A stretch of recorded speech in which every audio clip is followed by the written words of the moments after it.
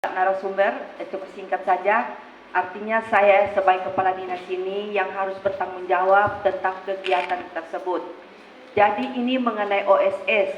Jadi kata yang harus dimengerti itu mengenai surat izin. Izin ini sekarang Bapak dan Ibu-ibu semua gratis. Tidak ada yang bayar. Kalau ada yang bayar, maksudnya kalau ada yang bayar mau urus izin, lapor sama saya. Cuma persyaratan itu gampang, persyaratan cuma diminta KTP, NPWP. Barangkali ada itu, nanti Pak Kadi narasumber yang jelaskan secara terrinci.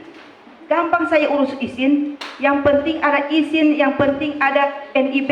NIB itu nomor induk berusaha. Nomor induk berusaha itu yang kalau kita sudah pegang nomor induk berusaha, kita akan ke usaha apa, semua bisa. Orang yang di pariwisata bisa, yang mengurus ini izin usaha perdagangan bisa, orang pengiriman barang antar pulau bisa, semua bisa. Ini sekarang online, tidak ada pakai surat menyurat lagi kalau mau kirim barang. Online, makanya itu OSS itu yang perlu. Jadi saya harapkan Bapak Ibu pengusaha perhatikan apa yang dijelaskan oleh narasumber supaya mengerti. Yang berikutnya juga kalau sudah ada perusahaan, baik perusahaan besar kecil itu harus ada LKPM yang kemarin mesti dibahas itu laporan kinerja penanam modal itu tiap triwulan yang harus dilapor. Itu kan harus melalui online. Semua tidak ada kertas.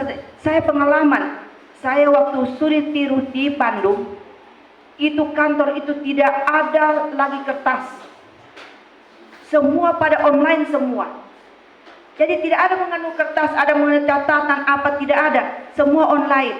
Jadi kalau kita mengurus izin, kalau ada paspor kita, buka saja. Kalau ada orang mau periksa izin, buka saja paspornya kita. Sudah kelihatan izinnya itu. Tidak ada pakai macam siup dikasih lihat, ini surat keterangan apa dikasih lihat, itu tidak ada semua sekarang ini. Sama semua ini sekarang sistem digital. Kita di kantor saja tidak ada semua OSS. Nanti jelas oleh narasumber.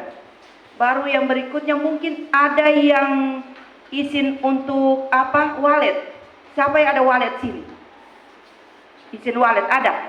Nah, kalau wallet itu Pak, ini untuk sementara kita kan harus bahas mengenai wallet itu. Izinnya itu yang penting tidak ada tetangga ini ada ini kesepakatan tetangga, tidak masalah itu. Makanya itu wallet itu harus jauh dari tetangga. Sekarang lagi kita bahas itu mengenai izin wallet itu Pak Kadis. Karena izin wallet itu memang agak-agak rumit izinnya itu. Makanya itu saya lagi membahas karena saya pernah mengeluarkan itu mengenai mengeluarkan itu persyaratan izin, tapi mereka di Palu masih mereka bahas mengenai izin wallet itu. Yang penting sekarang ini jalani saja usahanya. Kita tidak akan maksudnya tidak membackup mengenai surat izin itu, tapi yang penting tidak mengganggu tetangga. Mungkin demikian apa yang dapat saya sampaikan. Saya harapkan semua peserta agar mengikuti pelatihan ini dengan seksama, dengan teliti, supaya apa yang tidak mengerti harus ditanyakan kepada narasumber.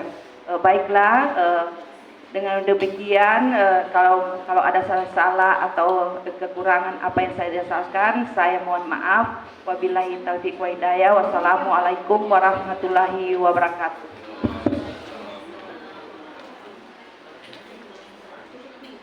Terima kasih Bu Kadis yang sudah memberikan pengantar sebelum kita mendengarkan materi dari narasumber. Dan juga terima kasih kepada MC yang tadi sudah memandu jalannya acara pembukaan, dan selanjutnya acara ini akan saya pandu. Assalamualaikum warahmatullahi wabarakatuh. Selamat pagi dan salam sejahtera bagi kita semua. Puji syukur kita panjatkan kehadirat Allah Subhanahu wa Ta'ala, Tuhan yang Maha Kuasa, karena atas perkenannya lah sehingga kita dapat hadir di tempat ini untuk mengikuti BIMTEK sosialisasi implementasi perizinan berusaha berbasis risiko untuk perusahaan BMDN dan UMKM.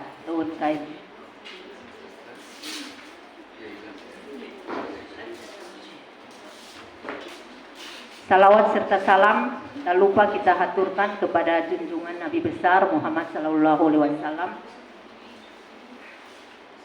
Yang terhormat Bapak Ibu narasumber yang hadir pada hari ini, yang terhormat Bapak Ibu peserta BIMTEK yang juga sempat hadir pada hari ini.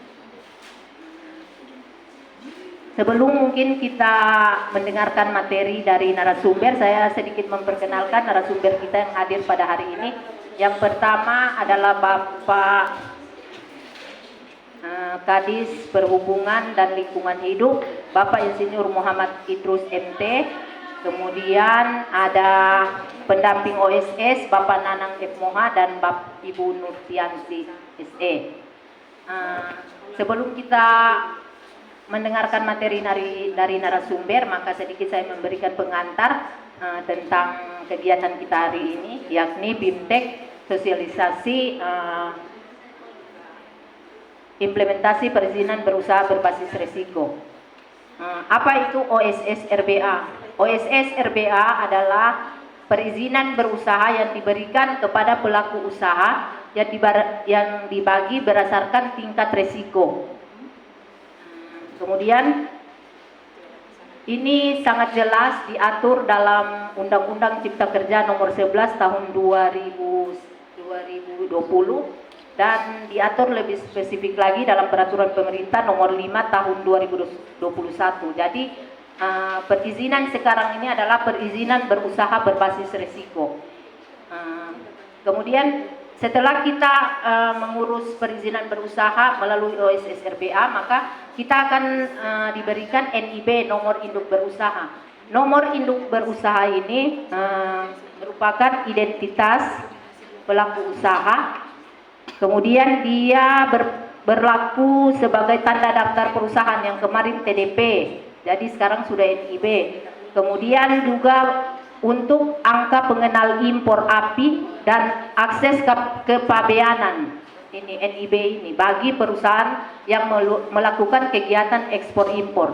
Kemudian untuk pelaku usaha kecil UMK, NIB ini dia berfungsi sebagai sertifikat standar SNI. Kemudian juga bisa untuk sertifikat halal. Jadi untuk UMKM ini sudah tidak ada lagi mengurus SNI dan sertifikat halal karena sudah ada sudah di NIB ini, fungsinya NIB.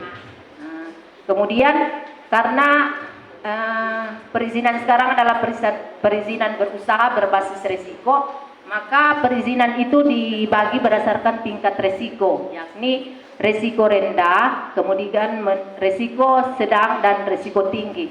Risiko rendah itu pelaku usaha hanya bisa memperoleh NIB saja, kemudian sudah bisa langsung berusaha, sudah langsung melakukan kegiatan usahanya. Kemudian pelaku usaha dengan risiko sedang, dia memerlukan NIB dan sertifikat standar. Kemudian pelaku usaha yang dengan risiko tinggi memerlukan NIB, kemudian perizinan lain seperti izin lingkungan hidup. Dalam hal ini misalnya AMDAL, ini mungkin berlaku bagi perusahaan-perusahaan seperti perusahaan pertambangan karena memerlukan izin lingkungan, kemudian izin lokasi. Mungkin itu saja. Mari selanjutnya kita dengarkan langsung materi dari narasumber. Untuk itu saya